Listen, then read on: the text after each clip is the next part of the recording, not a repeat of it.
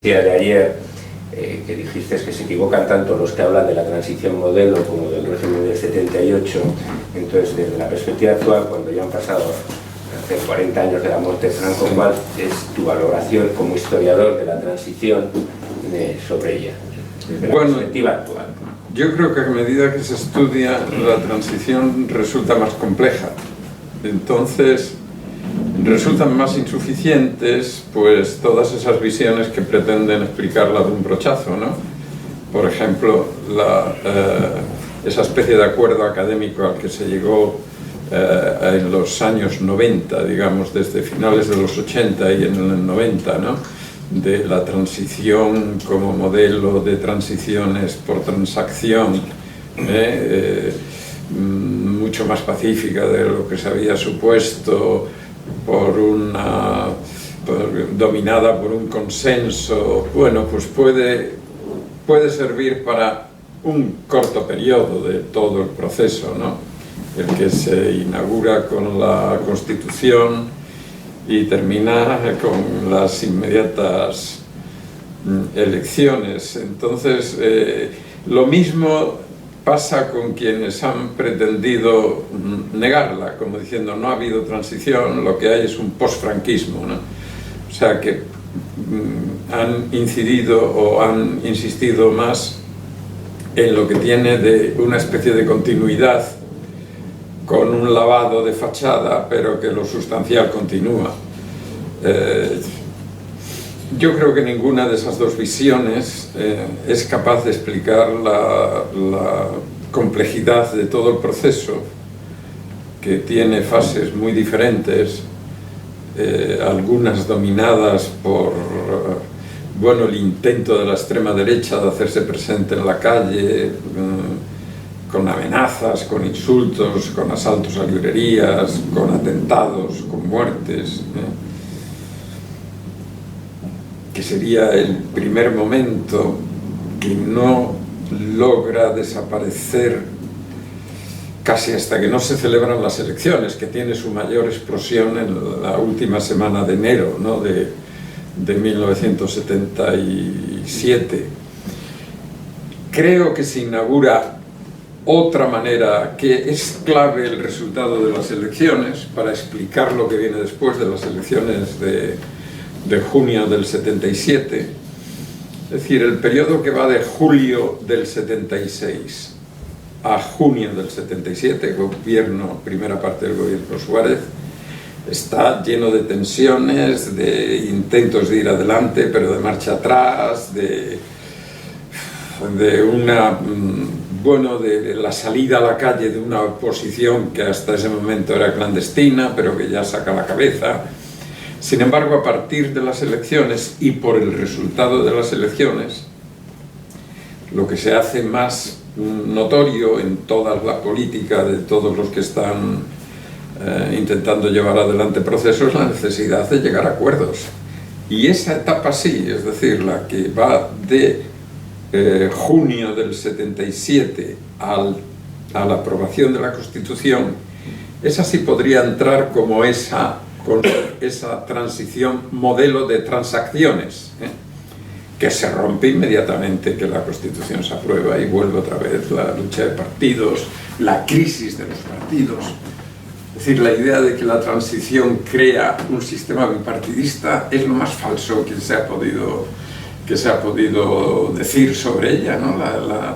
Durante la transición, el Partido Comunista entra en una crisis profunda de la que no va a salir, UCD se deshace, el Partido Socialista se refuerza después de grandes tensiones internas, es decir, está todo en formación y a la vez en crisis, no hay un sistema de partidos, Entonces, reducir todo ese complejo proceso a transición modelo o régimen del 78 me parece que es, falso de arriba abajo y que no da cuenta de todo lo que nos ocurrió durante ese periodo. Por eso mi rechazo a definir la transición con un concepto o de un brochazo, ¿no?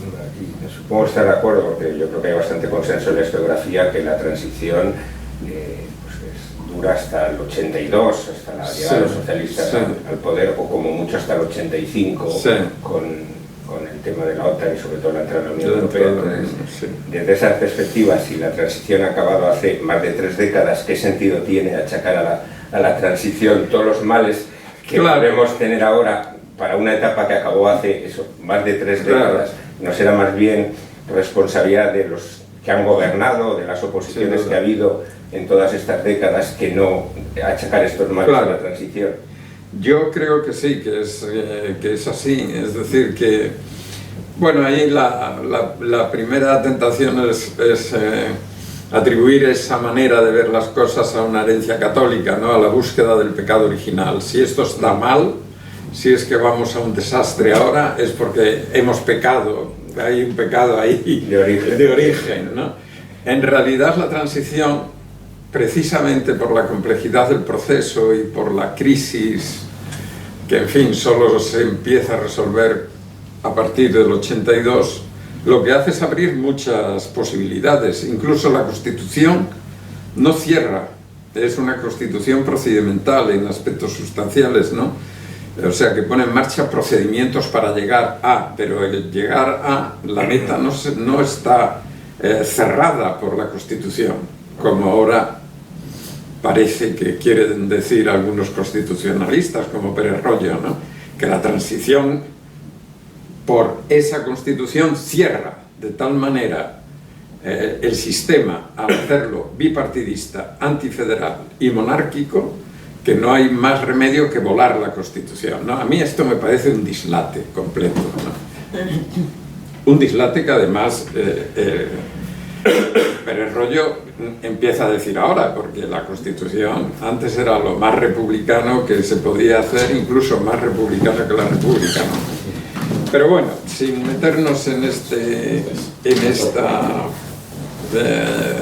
asunto tan específico, lo que va cerrando, lo que hoy se atribuye sobre todo a la transición, yo creo que habría que atribuirlo más bien a las políticas que desarrolla el Partido Socialista a partir del 82, que tienen su lado indudablemente positivo. Estabilizan la democracia, permiten superar problemas históricos como el problema militar, la cuestión militar, esos quienes la superan, cierran el mapa autonómico con relativa satisfacción en ese momento de todo el mundo, pero también ponen en marcha lo que me parece que es bueno, uno de los orígenes de los males del presente, ¿no?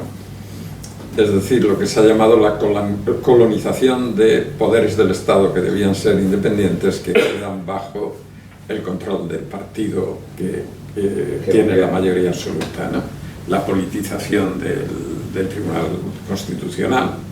Ahí es donde se van poniendo las raíces de ese proceso. Un Tribunal de Cuentas que es un lugar de cementerio de elefantes, es decir, donde van políticos. El Consejo General del Poder Judicial, con aquella ley que, bueno, el Tribunal Constitucional tuvo que hacer encaje de bolillos para decir que no era inconstitucional, la del nombramiento de los miembros del Consejo del Poder Judicial, ¿no? Los primeros casos de corrupción que no se corrigen, la cuestión de las basuras de Madrid, por ejemplo, la guerra sucia contra ETA, que finalmente eso se le pone fin. No es que ese fuera el origen, pero hubo la tentación, ¿no? También. Es decir, que muchas de las de lo que ahora parece que son los grandes problemas, yo creo que tienen más bien el origen en esa especie de relajación que vino después de el hemos llegado, ¿no? Hemos llegado a Europa en todos los sentidos, hemos logrado superar obstáculos históricos, parecía todo un logro, ¿no? Pero dentro de ese logro estaban los elementos que luego se han multiplicado en la época del gobierno del Partido Popular hasta llegar a esta especie de corrupción sistémica, ¿no? Pero la corrupción sistémica no viene de la transición, viene de las políticas que se han desarrollado por los dos partidos mayoritarios, claro. Igual más en momentos de mayoría absoluta, ¿no? Más en momentos de mayoría absoluta, que fueron largos en el periodo socialista, y fue la segunda legislatura de Aznar, ¿no? Que fue, desde todos los puntos de vista, no digo catastrófica, porque en fin, no es, pero donde sí la corrupción se hizo sistémica, la colonización de otros poderes fue absoluta. Es decir, eso de llegar a la mayoría absoluta y pensar que lo que se controla es el Estado, todo el Estado, eso ha sido la tentación del PSOE y luego ha sido también la práctica del Partido Popular. Es decir, que bueno, tú ganas la mayoría, pero es para gobernar. El gobierno es parte del Estado, pero el Estado es otra cosa, ¿no? Entonces es esto, ¿no? Nos han elegido para controlar el Estado, todo el Estado. La división de poderes no ha funcionado de la manera que tenía que funcionar, sin duda. Entonces todo eso explicaría, especialmente en el tema de la corrupción, los partidos llamados emergentes en los últimos tiempos, ¿no? Y en concreto con Podemos ya les has dedicado varios artículos muy críticos, consideras que es un populismo posmoderno, y también con Pablo Iglesias tienes un artículo titulado sobre mucha frase, ningún discurso. Sí. Entonces, ¿cómo ves ahora, después, claro, esto es más del año 14, cuando tenía grandes expectativas que se han ido rebajando considerablemente con las elecciones de este año? Entonces, ¿cómo ves ahora, más un poco con la separación parte de Monedero, cómo ves la situación ahora de Podemos de cara a las elecciones y su negativa a una alianza con la Izquierda Unida de Garzón? Bueno, la última vez que me he ocupado de esto ha sido comentando las declaraciones, una entrevista de Pablo Iglesias para la New Left Review y un artículo que escribió ahí, ¿no? Que es algo más elaborado que lo de, aunque es verdad lo de mucha frase, más bien fraseología tenía que haber dicho, y poco discurso, en el sentido de que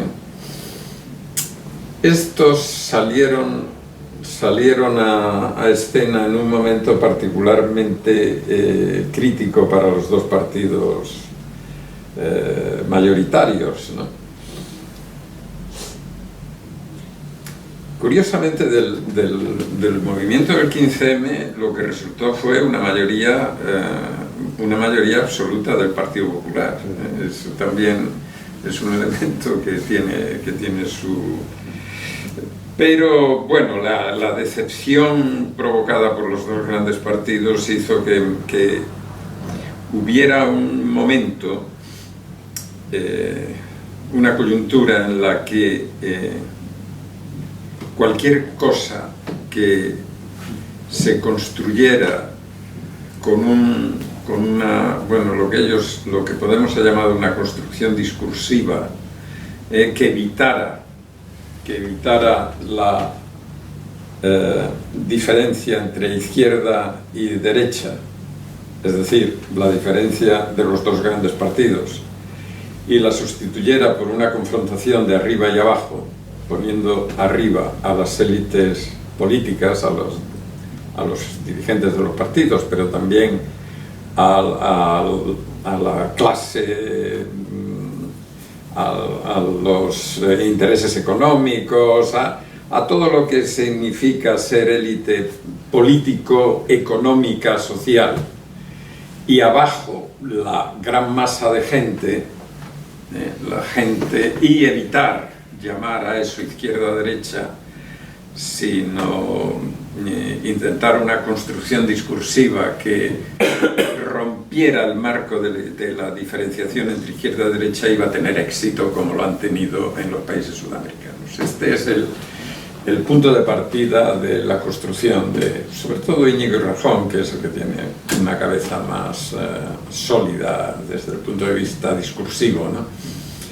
Entonces todo esto se presenta no con un discurso en relación con un proyecto político, sino con frases de denuncias, ¿no?, que se justaponen, ¿eh?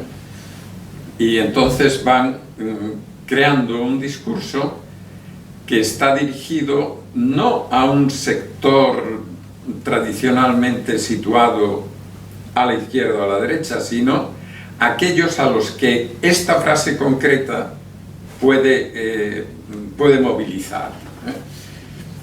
Son lo que llama Ernesto Laclau los significantes vacíos o los significantes fluidos, es decir, tú a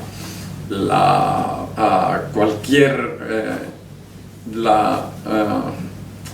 ellos partían de bipartidismo frente a régimen del 78 frente al proceso constituyente, unas oposiciones binarias en las que quienes se sentían atraídos superaran el marco de una izquierda o de la derecha, lo que se llama transversal, ¿no? Entonces eso funciona en momentos en los que domina la protesta, el desencanto, el desengaño, la decepción, el desapego, y bueno, crearon una gran corriente de simpatía porque era algo nuevo desde el punto de vista del discurso político y desde el punto de vista de las propuestas que tenían, ¿eh?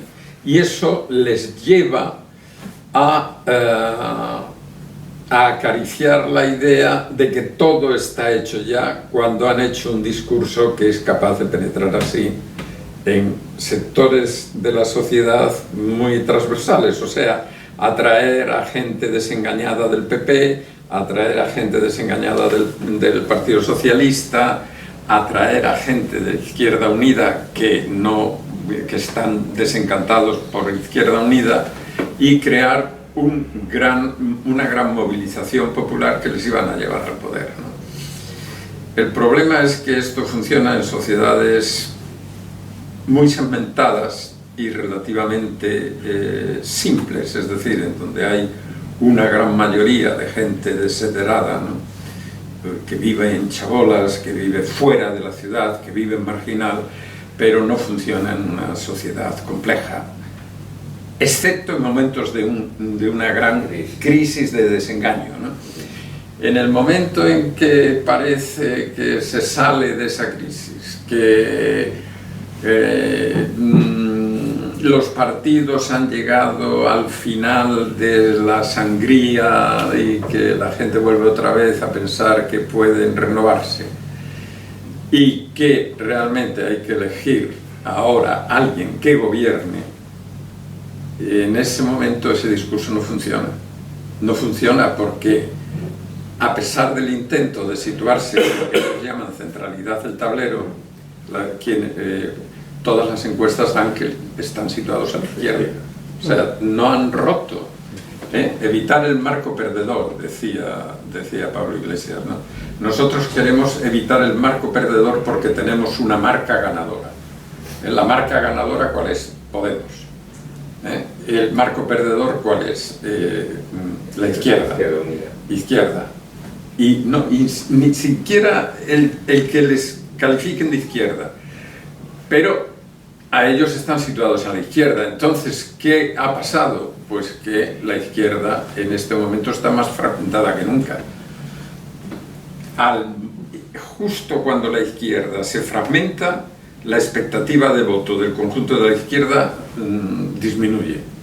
Y es lo que está ocurriendo. Es decir, lo que probablemente ocurrirá en las elecciones es que no van a ir unidos, porque ya no pueden. Habrá Izquierda Unida, que se mantiene en un rincón del cuadrilátero, pero que ahí sigue. Habrá Podemos y habrá PSOE, que también La gente lo sitúa en la izquierda, en el centro, en donde siempre lo ha situado, entre el 3,5, 4, 5, de la escala del 1 al 10. Y entonces la izquierda se va a fragmentar y, vamos, el voto de izquierda va a ser muy fragmentario y Podemos no va a tener la capacidad de marcar, como se había pensado, que iba a marcar el sentido de las elecciones siguientes. Eso está perdido ya, creo. Yo creo que ellos mismos, que ellos mismos últimamente ya lo conocen. Claro. Bueno, entonces ha sido pues como primera fuerza de la izquierda, ¿no? Claro, es que era fundamental superar al PSOE y no parece que vaya a suceder. No va a suceder. Hombre, tenía que haber una hecatombe para que sucediera, ¿no? Eso cambia radicalmente la perspectiva del resultado global, ¿no? Del posible resultado global, porque además a Podemos le ha salido, por la parte de la izquierda, que la mayoría de la opinión lo sitúa en la izquierda, ¿no?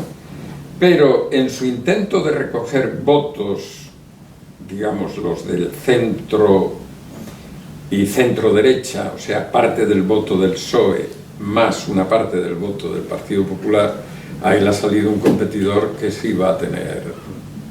¿Por qué ese competidor tiene hoy más posibilidades de éxito? Pues porque responde a la demanda de un sector de la sociedad que tiene entre 30 o incluso menos, entre 25 y 40 años, que son profesionales, que tienen trabajo, es decir, que tienen empleos, que trabajan en empresas privadas, que no tienen una experiencia política previa de la que dar cuenta, no están limpios de polvo y paja, que es gente que da una impresión de preparación profesional, aunque no tengan una gran experiencia política, y que incluso aunque no tengan una estructura muy arraigada, porque son muy nuevos, representan una expectativa nueva que puede acabar con la mayoría, que va a acabar con la mayoría del PP. Entonces, esta gente que está perfectamente situada en el tablero político y no han querido romper ningún marco y la gente lo sitúa en el centro con cierta inclinación a la derecha, o sea, en un centro derecha, digamos, liberal y sensato y preparado, y que pues van a ser la clave del futuro. Van a ser la clave del futuro porque los dos partidos mayoritarios pueden aliarse con ellos y ellos pueden aliarse con cualquiera de los dos. O sea que Ciudadanos puede ser la bisagra que puede permitir gobernar a unos y otros, sí, más que como ahora mismo como partido de gobierno. Bueno, bisagra hasta cierto punto, porque la bisagra en realidad define un partido minoritario que se alía con un mayoritario para asegurarle la mayoría absoluta, ¿eh? Es decir, la bisagra es típicamente el Partido Liberal, alemán, o el Partido Liberal británico, ¿no? Esos han sido bisagra. Pero estos pueden tener el 25% de los votos, o sea, la cuestión que más me interesa de lo que puede ocurrir es que, claro, el Partido Socialista y el Partido Popular siguen dando por supuesto que uno de los dos va a tener mayoría, pero ¿y si la tiene Ciudadanos? O sea, tú eso no lo descartas. No, claro que no. Es decir, ¿y si Ciudadanos sale con Cataluña, que claro, tanto como el PP y el PSOE juntos? Claro. Cataluña es muy especial, realmente, porque está el nacionalismo y eso es distinto, ¿no? Pero es un partido. Aquí hay una alimentación de expectativas. Las expectativas políticas se alimentan a sí mismas, como la ausencia de expectativa, ¿no? Quiero decir que cuando hay una gran expectativa en un partido, como está ocurriendo ahora con Ciudadanos, eso multiplica la expectativa misma, ¿no? O sea, gente que estaba más o menos, bueno, dudosos y tal, ven que un partido de pronto es atractivo, suscita expectativas de futuro y tal, y se unen a la corriente, ¿no? Se unen. Entonces, ¿hasta qué punto se van a unir? Hombre, quedan 2 meses, ¿no? Lo más probable es que no tengan mayoría, pero puede ocurrir que la distancia entre unos y otros sea tan mínima que al final, incluso aunque el partido que vaya a gobernar sea uno de los dos, el PP o el PSOE, si requieren la asistencia o la coalición o como se quiera llamar, ¿no?, de Ciudadanos, las condiciones que pueda poner Ciudadanos van a ser determinantes para el tipo de gobierno que se tenga y para cómo se gobierne. Claro, porque van a tenerlo siempre en sus manos. Es decir, pueden retirar en un momento determinado el apoyo y sucumben. Entonces, desde luego la forma de gobernar va a cambiar, porque Ciudadanos va a tener mucho más que una pequeña influencia. Si llega a tener el 25% de los votos y los otros tienen el 27 o el 28 y no entra en el gobierno porque no le convenga o porque crea que no es su momento todavía y que puede seguir creciendo, el que gobierne está en sus manos. Porque al retirarle la confianza, el gobierno cae. Cosa que no ha ocurrido nunca en el Parlamento español. Pues puede ocurrir. Podemos entrar. Porque nunca ha habido gobiernos de coalición. Nunca ha habido gobiernos de coalición, claro. Claro, casos la regla general. Y si un gobierno, bueno, necesitaba el apoyo pues era el apoyo para completar una mayoría bastante notable, ¿no? Pero en este caso no. De manera que la legislatura puede acabar en 2 años también. Es decir, que Pero aunque hayan dado más apoyo a autonomías del PP, pues la situación actual, si quieren llevar un discurso regenerador, es más probable, claro, incluso sin que el PSOE sea la primera fuerza, que apoyen al PSOE que al PP, porque si no, sin duda. Yo estoy... Además el caso andaluz que no yo el caso estoy de acuerdo de con lo que dice Susana Díaz, que lo ha dicho demasiado pronto, me parece, que puede ser el sistema de futuro, ¿no? Eso es reconocer que el Partido Socialista no va a tener una mayoría suficiente para gobernar él solo, ¿no? O por su cuenta. Entonces se ha adelantado quizás, ¿no? Pero eso es lo más probable, lo cual le va a tener como beneficio, bueno, que no hemos tenido experiencia de eso, un parlamento mucho más vivo, un parlamento en el que se va a hacer política, en el que las políticas que se discutan, que el gobierno quiera implementar, van a ser muy discutidas en el Parlamento. No va a haber ya decreto ley, no vamos a gobernar por decreto, no como se ha acostumbrado el Partido Popular, ¿no? Va a haber gobierno que gobierna después de fuertes discusiones parlamentarias, y que esto devuelva un poco de vida política al Parlamento esa es mi expectativa en este momento, ¿eh? Sí. Por eso creo que lo que está ocurriendo como respuesta a la crisis muestra una vez más la vitalidad de los sistemas democráticos, es decir, que sin cambio de constitución, sin cambio de ley de partidos, sin cambio de, todavía, que la necesita la ley de partidos, pero sin haber cambiado eso que se decía, el candado de la Constitución del 78 que impide, ¿no? Pues no, pues ahí está. Un cambio bastante importante de hacer política dentro de la misma Constitución. ¿Y en el éxito de Ciudadanos no crees que ha sido fundamental el liderazgo de Albert Rivera? Bueno, porque yo creo que muchos hemos conocido Ciudadanos por él. Sí. Yo creo que tiene que ver, que es importante el factor catalán. Creo que es importante, o sea que que venga de Cataluña esto es importante y claro, el que viene de Cataluña es Albert Rivera, que ha estado ahí en una situación minoritaria, defendiendo unas posiciones, debatiendo, discutiendo, pero bueno, no hay que minusvalorar a la gente que está apareciendo, ¿no? Yo, por ejemplo, la que iba en cabeza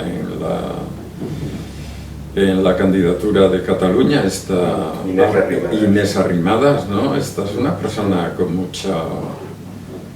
vamos, yo lo que he escuchado,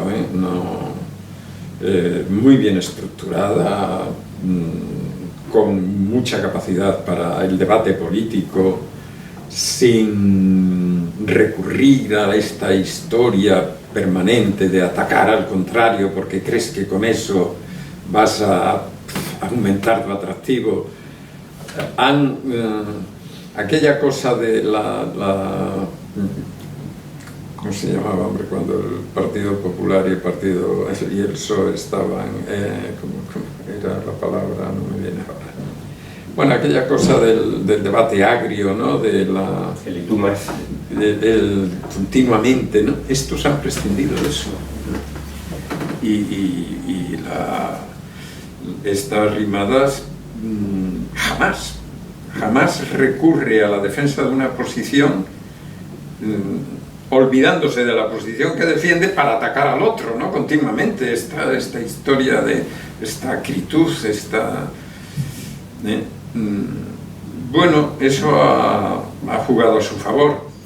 Y hay gente muy bien preparada ahí, hay gente que, bueno, pues, que funciona muy bien, que se mueven bien, que tienen otra manera de afrontar la política. No es tampoco baladí que muchos hayan cursado estudios fuera. Es decir, que yo creo que tienen un grupo directivo bien preparado, que es lo que además permite que un líder no esté solo ahí, sin nada debajo. Porque efectivamente el Albert Rivera ha mostrado que es un dirigente político, vamos, del tipo que... Pues la irrupción de esta gente en la política tiene algo que me recuerda a la irrupción del primer PSOE, ¿no? De Felipe González, que era muy joven. Que eran muy jóvenes y luego, pues ¿quiénes estaban? Estaba Carlos Sonchaga, estaba Borrell, era un grupo de gente... O sea, ¿tú crees que sí tiene cuadros suficientes detrás?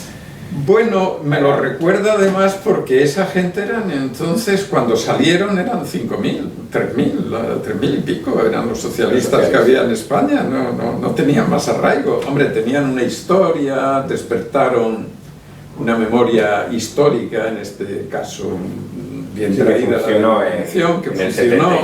funcionó en el 77, claro, y eso, tuvieron más tiempo, hasta llegar al poder tuvieron más tiempo. Se y fueron arraigando más, fueron creando más. Pero bueno, los tiempos corren a veces y yo veo algo muy similar, ¿no? Gente nueva, no atada por un pasado. El Partido Socialista se desató completamente del Partido del Exilio. El Partido Socialista del 77 eran gente nueva que traían otra manera de hacer política, otros valores, buena formación, y que están proponiendo, ya han propuesto, ya han obligado a tomar decisiones a aquellos con los que se han coligado, tanto en Madrid como en Andalucía. Es decir, que tienen ya una práctica de gobierno de coaliciones, no porque ellos estén en el gobierno, sino porque están en coalición, en cierto modo están en coalición determinando las políticas que se desarrollan, ¿no? Sí, este es lo que pienso de esto. ¿Y todo eso ha podido influir en el Partido Socialista hoy día de Pedro Sánchez, que va a ir en esa línea? Sin duda.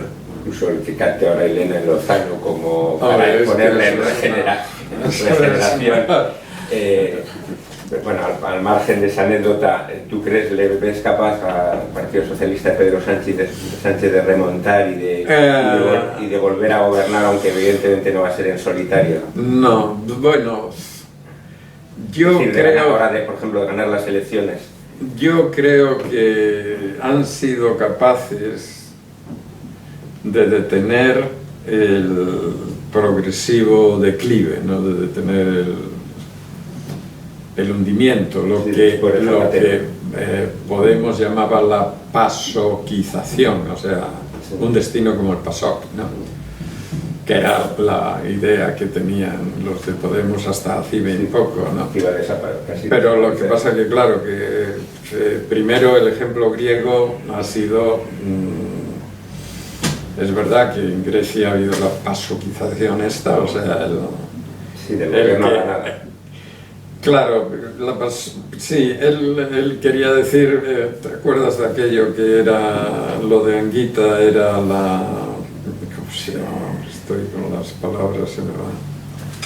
El sorpaso, el famoso sorpaso que quería hacer Anguita, ahora le llamaron pasoquización, o sea, que la izquierda superara al PSOE, ¿no?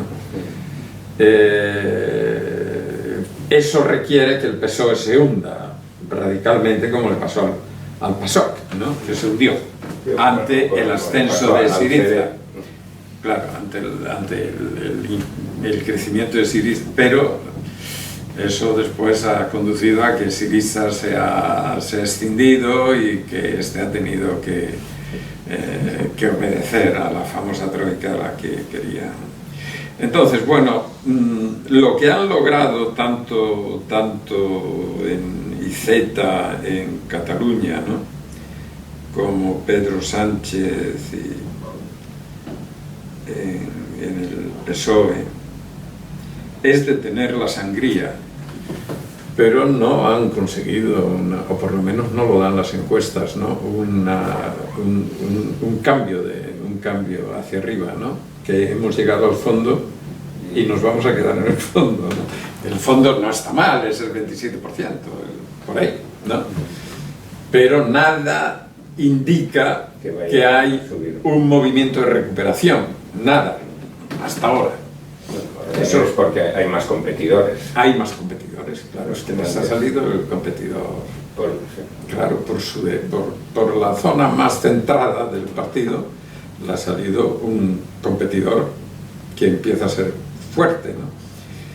Entonces, la cuestión es si son capaces de remontar algo, o sea, de pasar del 30 por lo menos, ¿no? Desde luego, cifras como 38 o 40, eso está excluido, eso yo creo que no, que en ningún caso. Con el 30% se puede tener una buena, un buen, bueno, pues que estar en los 100 y 100 algo diputados, es decir, no creo que eso ya requeriría más gobiernos de coalición, ya no sería meramente una mayoría parlamentaria. No, es una mayoría con 150, claro, 160, pero claro, no con 110 o 120. Evidente, es que mayoría parlamentaria del tipo de una gran mayoría parlamentaria, creo que no va a haber. No va a haber. Creo que no va a haber. Y en ese caso es mucho más fácil ahora mismo que gobierne con, si pudiese ser por los dos, mucho más con Ciudadanos que con Podemos. Sin duda, sin duda. No, con Podemos no se puede gobernar. Con Podemos se puede llevar un ayuntamiento, pero el gobierno del Estado, ¿cómo se lleva? Si es que o renuncia Podemos a todo lo que dice, o no puede ser. Pueden renunciar Podemos a todo lo que dice también y convertirse en un socialdemócrata, digamos, levemente de izquierda, que eso también hay ahí una tendencia en Podemos a presentarse como una especie de socialdemocracia que rescata valores históricos de la socialdemocracia escandinava, ¿no? Eso también podría ser, pero claro, eso sería otra cosa ya, ¿no? Eso no se hace de la noche a la mañana. Hombre, todo indica que aquí Yo creo que desde el centro a la izquierda está más o menos todo el pescado ya repartido. La cuestión es hasta dónde se va a hundir el PP. Porque si el PP sigue la tendencia hacia abajo, pero bueno, el Partido Socialista se ha estabilizado, ¿no? Pero si el PP sigue la tendencia hacia abajo todavía más, entonces ¿quién va a salir beneficiado es Ciudadanos? Y con el Partido Socialista sin recuperar, pues esto que hablábamos antes sería lo más posible, es decir, un Ciudadanos y un Partido Socialista en el límite de quién es el que tiene más diputados, ¿no? Entonces, claro, porque esto se va a jugar. Luego está el sistema DON de reparto, ¿no? de los escaños, pero se va a jugar por pocos miles, ¿eh? No va a ser una... ¿Quién va a tener mayoría de escaños? Se va a jugar por muy pocos miles. Si Ciudadanos rompe la tendencia muy consolidada, ¿no? de los distritos que solo tienen 3 escaños, si rompe la tendencia a que el tercer escaño vaya al primer partido también, y está en condiciones de hacerlo, ¿eh? Porque es una cuestión de tener más de la mitad de los votos del primer partido, entonces los 3 escaños esos que se reparten, o los 4, ¿no? de los distritos que tienen 3 o 4 escaños solo, ahí podría haber empate. Podría haber un empate mientras que en las capitales probablemente vayan a ir más, claro. Entonces, en buena medida va a depender de cómo funcione el sistema DON en los distritos que tienen menos escaños, los distritos más pequeños. El funcionamiento hasta ahora ha sido un sesgo al mayoritario, porque el tercero llegaba muy descolgado, ¿eh? Si el tercero no llega descolgado, si el tercero está más o menos, entonces el sistema DON no tiene el sesgo mayoritario.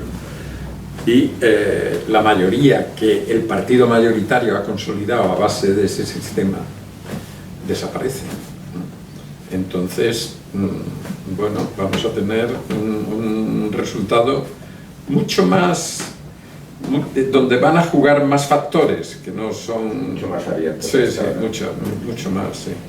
Bueno, vamos a pasar, me parece, a la cuestión territorial. El año pasado publicaste otro artículo titulado La crisis del Estado de las autonomías. Una crisis que ahora más evidente y que no queda más remedio que afrontar el problema territorial y no solo por el caso catalán. Sí. Entonces, ¿tú ves factible una reforma de la Constitución en sentido federal como propugna el Partido Socialista? Y esto, si no a resolver, puede paliar algo el problema de los nacionalismos periféricos. Esta es la gran cuestión. Pero realmente tanto cambia, porque antes se decía que el Estado de las autonomías era casi federable. Sí, sí. Que no había tantas diferencias entre lo que era el Estado de las autonomías y un Estado federal, y en cambio ahora parece, salvo en el tema del Senado, ahí sí, ahí es evidente el tema del Senado, un Senado federal no puede ser el Senado actual, esto tiene que cambiar necesariamente. Y bueno, pero ¿hay tanta diferencia, tú crees, entre lo que tenemos ahora de autonomías y lo que son los Estados federales? Hombre, yo para creo pensar que eso es la panacea. Yo ahí estoy con la mayoría de este consenso académico que se ha creado, ¿no? En torno a la reforma de la Constitución, ¿no? Que yo creo que han llegado a un verdadero consenso, y los puntos débiles que han planteado los constitucionalistas tienen que ver con el Senado, sin duda. Eso es evidente. Tienen que ver también con las agencias federales, o sea, organismos de elaboración de las políticas, ¿no? Que no sea solo que no sean las políticas elaboradas por el gobierno central y después transferida la gestión de la política a las comunidades, sino agencias federales que sean verdaderas elaboradoras de las políticas que tengan una dimensión federal, o sea, territorial, de todos los territorios, sanidad, educación, etcétera, ¿no? Y luego me parece que es muy importante, y lo han señalado también, una fiscalidad, una ley, un acuerdo fiscal entre todas las comunidades, ¿no? Yo creo que aquí ahora lo que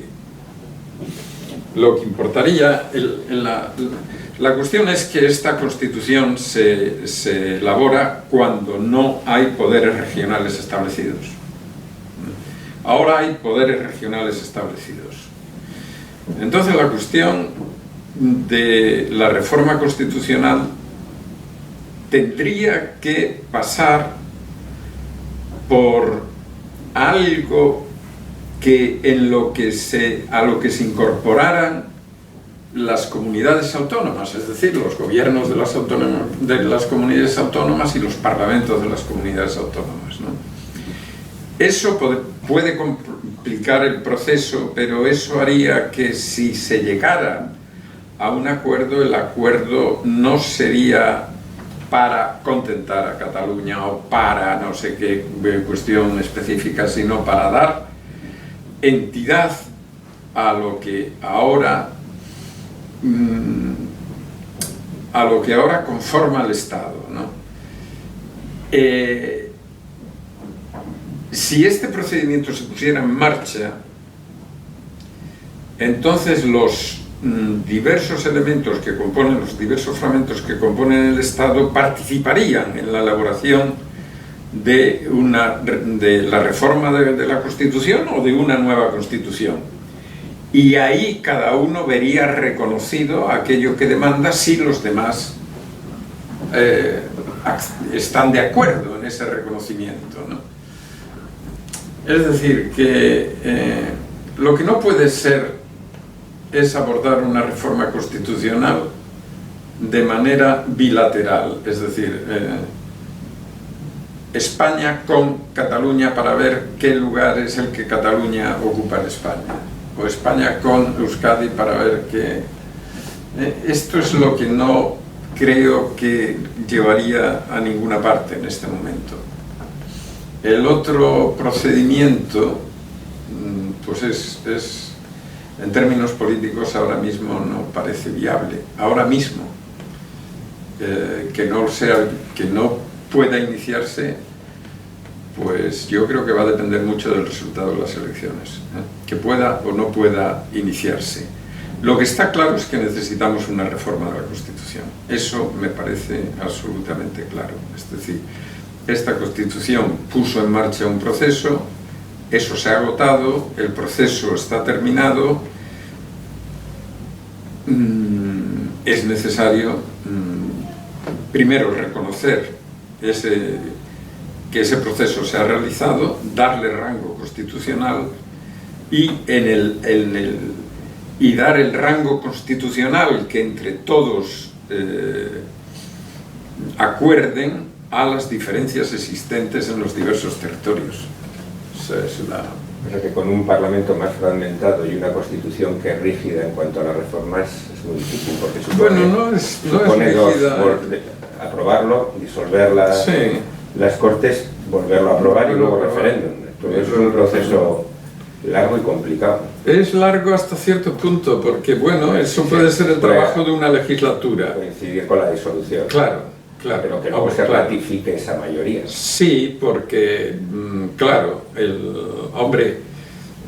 si al acuerdo se llega, o sea, si la legislatura termina con un acuerdo general en la necesidad de una reforma, la nueva legislatura vienen los mismos partidos, a lo mejor con otra distribución